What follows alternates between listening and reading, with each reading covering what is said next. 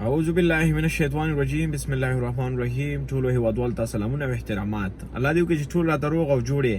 لکه څرنګه تاسو ته معلومه ده چې نن د افغانستان او د ایرلند ترمنځ دویمه شلوریزه لوبه ده چې د افغانستان په وخت شاوخوا 1 بجه د غرمې. مونږ مخکې نظرونه ورکړي، خو نن د هر یو افغان رور او د هر یو افغان خور نظر غواړم په دغه ویډیو کې چې ورلد کپ ته کوم سکواډ پکار دی. تاسو ته خو معلومات دی چې ورلد کپ را روان دی او آسیا جام را روان دی. لکه څنګه چې ورلد کپ ته هغه تیز پیچونه دي. زه نیوزیلند کې اوسېږم، استرالیا یو ښار 2 ساعته لري دی، بل 2 ساعته لري دی، نو دا پیچونه لږ تیز دي. نو نن غواړم د تاسو خپل نظر ما سره په کمنټو کې شیر کړئ. ټول هیوادوال هغه خویندې او ورونه ټول.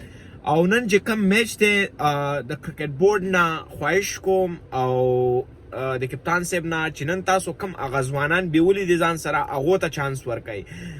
خیر دی کپتان صاحب ته وایم پروا نه کوي که ته یا نبي یا داسې درې نور کسان کښېنئ لوبډلې نه ځوانانو ته نن چانس ورکئ، نو دا به په افغانستان باندې یو ډېر غټ احسان وي. ځکه همدغه ځوانان راتلونکو کې انشاءالله راتلونکي کې انشاءالله افغانستان دپاره لوبه کوي، د افغانستان دپاره ویاړونه راوړي.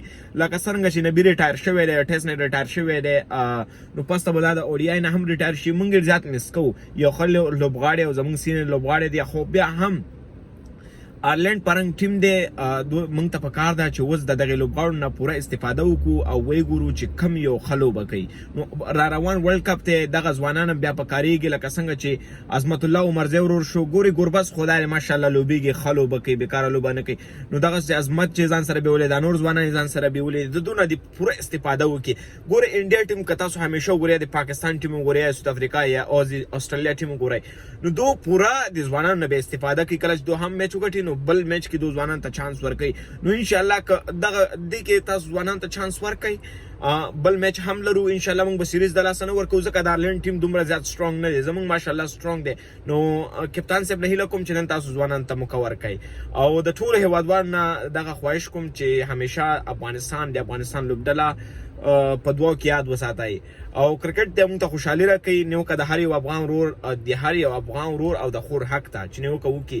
نو تاسو ته مې هم ووایي چې خپل نظرونه د ورلد کپ په باره کې هم شیر کړئ، د فرست بالرانو په باره کې هم شیر کړئ. سم چې نن په زړه باندې راځي هغه تاسو په کمنټس کې لیکلی شئ.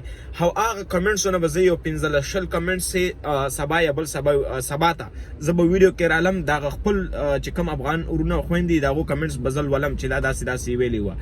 نو د ټول نه زیات خواهش کوم ما هم په دعاګانو کې وساتئ، افغانستان هم د الله په امان، او افغانستان لوبډلې ته ښه چانس، او الله پاک دې وکړي چې دغه بریا افغانستان ته راوړي. د الله په امان.